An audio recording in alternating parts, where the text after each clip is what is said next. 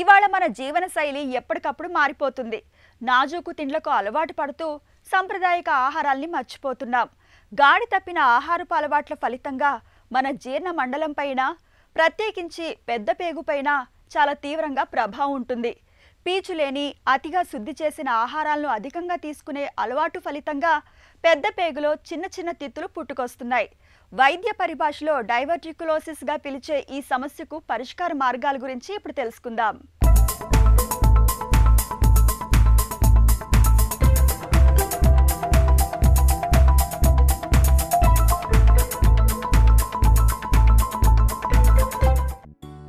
బెలూన్ని బాగా ఊదినప్పుడు దాని గోడలు బలహీనంగా ఉన్న చోట చిన్న చిన్న గాలి బుడిపెలు బయటకు పొడుచుకురావటం మనకు తెలిసిందే. మన పెద్ద పేగులోనూ అలాంటి చిన్న చిన్న బుడిపెలు కొంతమందిలో కనిపిస్తూ ఉంటాయి. ఈ రకమైన సమస్యను పెద్ద పేగులో తిత్తులని, వైద్య పరిభాషలో డైవర్టిక్యులోసిస్ అని పిలుస్తారు. ఈ తిత్తులనేవి పేగుల్లో ఎక్కడైనా రావచ్చు. ఎక్కువగా పెద్ద పేగులో ఎడమ వైపు వస్తూ ఉంటాయి. పేగులు మనం తిన్న ఆహారాన్ని జీర్ణం చేసుకోవడంతో పాటు దాన్ని ముందుకు నెడుతూ ఉంటాయి. అందుకే కుడివైపు నుంచి ఎడమ వైపునకు వెళుతున్న కొద్దీ పేగుల్లో ఒత్తిడి పెరుగుతూ ఉంటుంది. అక్కడి వరకు ద్రవ రూపంలో వచ్చిన మలం పెద్ద పేగు ఎడమ భాగాన్ని చేరేసరికి బాగా గట్టిగా కూడా తయారవుతుంది. దీంతో ఇక్కడ మలాన్ని పెద్ద పేగు బలంగా నెట్టాల్సిన అవసరం ఉంటుంది. దీంతో ఈ పేగు భాగంలో చిన్న చిన్న తిత్తులు పొడుచుకు వస్తూ ఉంటాయి. డైవర్టిక్యులాకు ఇదే మూలమని చెప్తారు డాక్టర్లు. డైవర్టిక్యులోసిస్ అనేది ఏంటంటే మన పేగులో చిన్న చిన్న అవుట్ పోచింగ్స్ లాగా వస్తూ ఉంటాయి. అవుట్ పోచింగ్స్ అంటే ఎప్పుడైతే పేగులో ప్రెషర్ పెరిగిపోతుందో చిన్న చిన్న బబుల్స్ లాగా బయటకు వస్తూ ఉంటాయి. ఇవేంటంటే అందరికీ డయాబెటిక్లోస్ ఉన్న వాళ్ళందరికీ కూడా ప్రాబ్లం ఉంది. ఒక 15% ఆఫ్ పాపులేషన్ మాత్రం దానివల్ల ప్రాబ్లమ్స్ కానీ కాంప్లికేషన్స్ వస్తూ ఉంటాయి. యూజువల్గా ఇది ఓల్డ్ ఏజ్ గ్రూప్లో వస్తూ ఉంటాయి. ఈ ఓల్డ్ ఏజ్ గ్రూప్లో వాళ్ళ పేగులు మొటిలిటీ తగ్గిపోతూ ఉంటుంది, వాళ్ళకి కాన్స్టిపేషన్ వస్తూ ఉంటుంది, మజిల్స్ కొంచెం వీక్ అయిపోతూ ఉంటాయి. ఇలాంటి వాళ్ళల్లో అంటే ఎప్పుడైతే మోషన్ అనేది సరిగ్గా వెళ్ళలేని వాళ్ళు, పేగులు వీక్ అయిన వాళ్ళ మజిల్స్లో వీక్నెస్ అయ్యి ఆ అవుట్ పోచింగ్స్ లాగా వచ్చేదని డయాబెటిక్లోసిస్ అంటారు. అది చిన్న చిన్న బబుల్స్ లాగా వస్తూ ఉంటాయి. అది పేగు మొత్తం ఎక్కడ లార్జ్ బౌల్లో ఏ ప్లేస్లో ఉన్నా రావచ్చు డయాబెటిక్లోసిస్, కానీ కామన్గా సిగ్మాయిడ్ కొలన్లో వస్తూ ఉంటాయి. సో చాలాసార్లు ఏంటంటే ఇవి మనం పరీక్షలు చేసేటప్పుడు ఏసిమ్టమాటిక్గా కనపడుతూ ఉంటాయి. కొంతమందికి ఇవి ఏంటంటే సివియర్ అబ్డామినల్ పెయిన్తో, అంటే జ్వరము, అబ్డామినల్ పెయిన్, ఆల్మోస్ట్ లోకలైజ్డ్ ఆ ఏరియా ఎక్కడ ఇన్ఫ్లేమ్ ఉందో అక్కడ గార్డింగ్తో ప్రజెంట్ చేస్తూ ఉంటారు. ఇలాంటి వాటిలో ఈ సివియర్ కడుపు నొప్పి ఎందుకు వచ్చింది అని ఎవాల్యుయేట్ చేసినప్పుడు సిగ్మాయిడ్ డయాబెటిక్లోసిస్ అనో లేకపోతే సీకల్ డయాబెటిక్లోసిస్ అని చెప్పడం జరుగుతూ ఉంటుంది. కొంతమందిలో రేర్గా ఈ డయాబెటిక్లోసిస్ అనేది ఏంటంటే సివియర్ నొప్పే కాకుండా బ్లీడింగ్ కానీ లేకపోతే ఆ డయాబెటిక్లోసిస్ పగలటం వల్ల పర్ఫరేషన్ కానీ ఇలా కూడా ప్రజెంట్ చేయడం జరుగుతూ ఉంటుంది. Sigmoid diverticulosis severe abdominal pain, severe abdominal pain, యూజువల్గా బొడ్డు లెఫ్ట్ లోవర్ అబ్డామిన్లో పెయిన్ వస్తూ ఉంటుంది. కొన్ని రేర్గా మిగతా కోలన్లో కూడా డయాబెటిక్లోసిస్ రావచ్చు, కానీ అంత కామన్గా ఇన్ఫ్లమేషన్ అనేది జరగదు. యూజువల్గా డయాబెటిక్లోసిస్ ఉన్న వాళ్ళల్లో కూడా ఒక 15% ఆఫ్ ద పేషెంట్స్లో కాంప్లికేషన్స్ వస్తూ ఉంటాయి.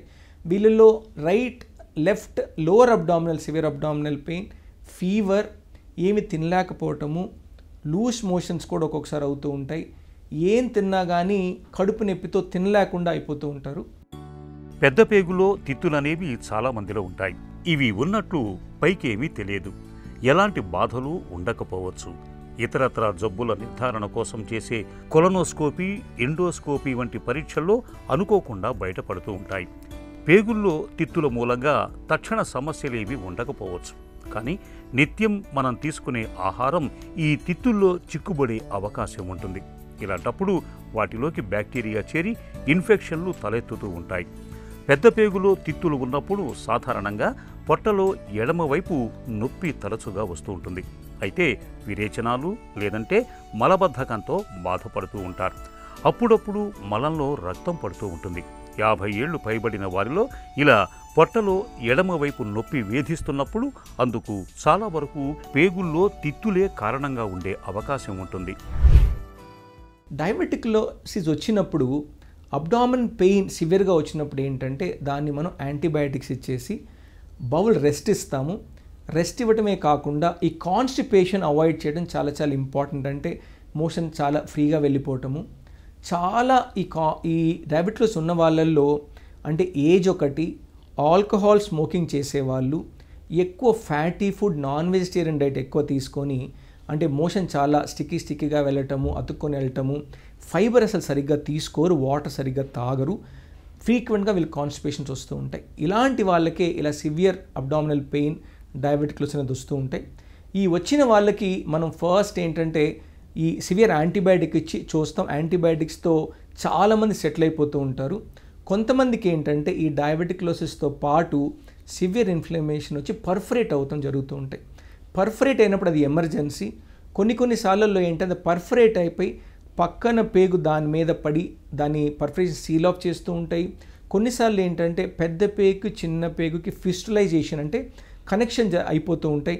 సో కొంతమందికి ఏంటంటే ఈ పర్ఫరేట్ అయి పెల్విస్లో యాప్సిస్ లాగా అవ్వటం, సివియర్ సెప్సిస్లో ప్రజెంట్ చేయడం ఇలా జరుగుతూ ఉంటాయి. సో అందుకని ఈ డయాబెటిక్లోసిస్ సింపుల్ అబ్డామినల్ పెయిన్తో రావచ్చు, లేకపోతే సివియర్గా అంటే పర్ఫరేట్ అయిపోయి ఎమర్జెన్సీ, అక్యూట్ ఎమర్జెన్సీతో కూడా ప్రజెంట్ అవ్వడానికి ఛాన్స్ ఉంటుంది. ఇప్పుడు ఒకసారి అబ్డామినల్ పెయిన్ వచ్చింది, బ్లీడింగ్ వచ్చింది, కానీ ట్రీట్మెంట్ వల్ల తగ్గిపోయింది. లేకపోతే ఆ అబ్డామినల్ పెయిన్తో పాటు అప్పుడప్పుడు అంటే మ్యూకస్, అదేవిధంగా బంకుతో పాటు బ్లడ్ కూడా పడుతుంది, కానీ నొప్పి అంత అటాక్స్ ఫ్రీక్వెంట్గా వస్తున్నప్పుడు ఇటువంటి పేషెంట్స్కి ముఖ్యంగా మనము ఇన్ఫెక్షన్ ఉన్నప్పుడు యూజువల్గా కొలనోస్కోపీ చేయం కాబట్టి ఇన్ఫెక్షన్ యాంటీబయాటిక్ తగ్గిన తర్వాత మనం కొలనోస్కోపీ చేయడం జరుగుతూ ఉంటుంది. ఒకవేళ పేషెంట్ సిక్గా ఉన్నప్పుడు అలాంటప్పుడు మనం కొలనోస్కోపీ కన్నా కానీ మనము city abdomen with oral contrast, కొంతమందిలో ఏంటంటే సిటీ కాంట్రాస్ట్తో పాటు కొన్నిసార్లు ఏంటంటే సాల్యుబుల్ కాంట్రాస్ట్ కూడా ఇవ్వడం జరుగుతూ ఉంటుంది. ఎందుకంటే ఈ పౌచెస్ని కరెక్ట్గా డిలీనియేట్ చేయడానికి, ఏ పార్ట్ ఆఫ్ ది కోలన్ ఇన్ఫ్లేమ్డ్గా ఉందని చూడటానికి. అందుకని ముఖ్యంగా మనం చెప్పాలంటే city abdomen with IV contrast. కొన్నిసార్లు మనకు ఎక్కడ అంటే ఇన్ఫ్లమేషన్ తెలియనప్పుడు కొన్నిసార్లు సాల్యుబుల్ కాంట్రాస్ట్ ఇచ్చేసి రెక్టల్ సాల్యుబుల్ కాంట్రాస్ట్ ఇచ్చి కూడా ఈ సిటీ అబ్డమెన్ చేయడం జరుగుతూ ఉంటుంది. అప్పుడు ఏంటంటే ఈ అవుట్ పోచింగ్స్ అంతా క్లియర్గా డిలీనియేట్ అవ్వటము, అక్కడ సరౌండింగ్ ఇన్ఫ్లమేషన్ ఏమైనా ఉందో చూడటం, ఒకవేళ ఈ పార్ట్ ఆఫ్ ది డయాబెటిక్లం క్లోజ్గా పర్ఫరేట్ అయ్యి సీల్ ఆఫ్ అయిపోయిందా, లేకపోతే ఏమైనా ఫిస్టలైజేషన్ ఏమైనా అయిందా అని కూడా నిర్ధారించడానికి మనకు ఈజీగా ఉంటుంది. పెద్ద పేగులో తిత్తులు పుట్టుకొచ్చి వాటిలో ఆహారపు తునకలు చిక్కుకొని వాటిపై బ్యాక్టీరియా చేరినప్పుడు ఆ ఇన్ఫెక్షన్కు తక్షణం చికిత్స అవసరం. యాంటీబయాటిక్స్ మందుతో ఆ ఇన్ఫెక్షన్ను తగ్గించాల్సి ఉంటుంది. కడుపులో నొప్పి, ఇన్ఫెక్షన్ తరచుగా వేధిస్తూ ఉంటే మాత్రం సర్జరీ చేసి తిత్తులు ఉన్న పేగు భాగాన్ని మొత్తంగా తొలగించాలి. తిత్తుల నుంచి రక్తస్రావం అవుతున్నప్పుడు పేగులోకి కెమెరా గొట్టం పంపి దాని సాయంతో రక్తస్రావం అవుతున్న ప్రాంతాన్ని మూసేయాల్సి ఉంటుంది. తిత్తుల్లో చీము చేరి అవి పగిలినప్పుడు అత్యవసరంగా సర్జరీ చేయాల్సి ఉంటుంది. సర్జరీలో భాగంగా పేగు భాగాన్ని తొలగించి పై పేగు భాగాన్ని మలద్వారానికి అనుసంధానిస్తూ ఉంటారు. సాధారణంగా సివియర్ అబ్డామినల్ పెయిన్ వచ్చింది, ఆ అబ్డామినల్ పెయిన్ ఎవాల్యుయేట్ చేసినప్పుడు మనకు పెద్ద పేగు ఇన్ఫెక్షన్ అని తెలియగానే డయాబెటిక్లోసిస్ కూడా ఉండొచ్చు అని ఒక మైండ్లో మనకు సస్పిషన్ పెట్టుకుంటాము. సో అలాంటప్పుడు ఫస్ట్ లైన్ ఆఫ్ మేనేజ్మెంట్ ఏంటంటే యాంటీబయాటిక్స్. మన డైట్ని కొంచెం రెస్ట్రిక్ట్ చేయటము. డైట్ రెస్ట్రిక్షన్లో ఏంటంటే మన కాన్స్టిపేషన్ అనేది జరగకూడదు కాబట్టి కొంచెం అంటే సాఫ్ట్ ఫైబరు, న్యాచురల్ ఫైబరు ఇచ్చేసి కాన్స్టిపేషన్ అవాయిడ్ చేయడానికి లాక్సేటివ్స్ అవి ఇవ్వటం అనేది జరుగుతూ ఉంటుంది. సో వీటితో పాటు యాంటీబయాటిక్ కొంచెం వాటర్ కంటే ఎక్కువగా తీసుకోవాలి. డైట్ రెస్ట్రిక్షన్ అంటే ఫ్యాటీ, ఆయిలీ ఫుడ్స్, అంటే అనవసరమైన జంక్ ఫుడ్స్ అన్నీ కూడా కొన్నిసార్లు ఏంటంటే మిల్క్ ప్రోడక్ట్స్ కూడా అవాయిడ్ చేయమని చెప్తూ ఉంటాం. ఈ విధంగా చేసినప్పుడు ఏంటంటే ఒకటి పేగులు ఇన్ఫెక్షన్ స్ప్రెడ్ కాకుండా ఉండటానికి, ఇన్ఫ్లమేషన్ తగ్గటానికి, మోషన్ అక్కడ ఎక్కువసేపు నిలవకుండా ఉంటుంది. కాబట్టి యూజువల్గా ఏంటంటే మన సిగ్మాయిడ్ కోలన్ రెక్టంలో హార్డ్ మోషన్ ఉంటుంది, అంటే కొంచెం గట్టిగా ఉంటుంది. ఎప్పుడైతే అది ఖాళీగా ఉన్నప్పుడు ఇన్ఫెక్షన్ ఒకటి, అక్కడ క్రిములను కూడా మనం తగ్గిస్తున్నాం కాబట్టి ఆటోమేటిక్గా ఏంటంటే ఇన్ఫెక్షన్ తగ్గడానికి ఆస్కారం ఉంటుంది. అందుకని యాంటీబయాటిక్ చాలా first line of management. Second line of management antibiotic ఇస్తున్నాం, తగ్గుతుంది, రిపీటెడ్గా వస్తుంది, అంటే తగ్గుతున్నాయి మళ్ళీ వస్తున్నాయి, తగ్గుతున్నాయి మళ్ళీ వస్తున్నాయి. ఎమర్జెన్సీ అయితే ఎట్లయినా మనం సర్జరీ చేయాల్సిందే. సర్జరీ చేసి ఎక్కడైతే పర్ఫరేట్ అయిందో దాన్ని క్లోజ్ చేయటం, a part of the usual sigmoid colon చాలా డయాబెటిక్ ఉన్నప్పుడు కొన్నిసార్లు ఏంటంటే దాన్ని రిసెక్ట్ చేయడం జరుగుతూ ఉంటుంది. మనం ఎలెక్టివ్గా వెళ్ళినప్పుడు, ఎలెక్టివ్గా అంటే ఏంటంటే ఎమర్జెన్సీ కాదు, రికరెంట్ అటాక్స్ వస్తున్నప్పుడు మనం వెళ్ళి ఆ పార్ట్ ఆఫ్ ద కోలన్ తీయాలి అనుకున్నప్పుడు అది రిసెక్ట్ చేసి సిగ్మాయిడెక్టమీ చేసేసి కోలన్ అనస్టమోసిస్ చేస్తాం.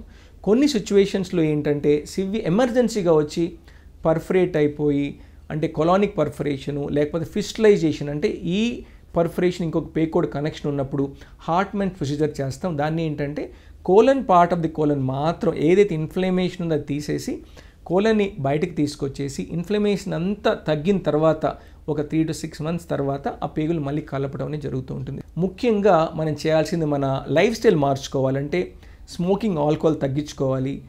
మన డైట్లో ఫైబర్ కాంటెంట్ అంటే ఈజీగా మోషన్ వెళ్ళేటటువంటి సాఫ్ట్ ఈజీ ఫైబర్ ఎక్కువగా తీసుకోవాలి. అదేవిధంగా మనం తీసుకునే ఫ్యాటీ ఫుడ్స్ లైక్ అంటే ఐస్ క్రీమ్స్, అదేవిధంగా ఎక్కువ ఫ్యాట్ ఉన్న ప్రోడక్ట్స్ తీసుకున్నప్పుడు మోషన్ స్టిక్కీగా అయి క్రిములు కూడా పెరగడానికి ఎక్కువ ఎంకరేజ్ చేస్తాయి. కాబట్టి అలాంటి డైట్ని మనం అవాయిడ్ చేసుకుంటే మనకు బెటర్గా ఉంటుంది. పేగుల్లో తిత్తుల సమస్యతో బాధపడుతున్నప్పుడు మలబద్ధకం లేకుండా చూసుకోవాలి. పీల్చు దండిగా లభించే ఆహార పదార్థాలను ఎక్కువగా తీసుకోవాలి. మాంసాహారాన్ని వీలైనంతగా తగ్గించుకోవాలి. పేగుల్లో కదలికలను చక్కగా ఉంచేందుకు వ్యాయామం బాగా ఉపకరిస్తుంది. పెద్ద వయసులో కడుపు నొప్పి, మల విసర్జన అలవాట్లు మారిపోవటం, మలంతో పాటు రక్తం పడటం వంటి లక్షణాలు కనిపిస్తున్నప్పుడు తప్పనిసరిగా వైద్యుణ్ణి కలిసి కొలనోస్కోపీ పరీక్షను చేయించుకోవటం అన్ని విధాలా శ్రేయస్కరం.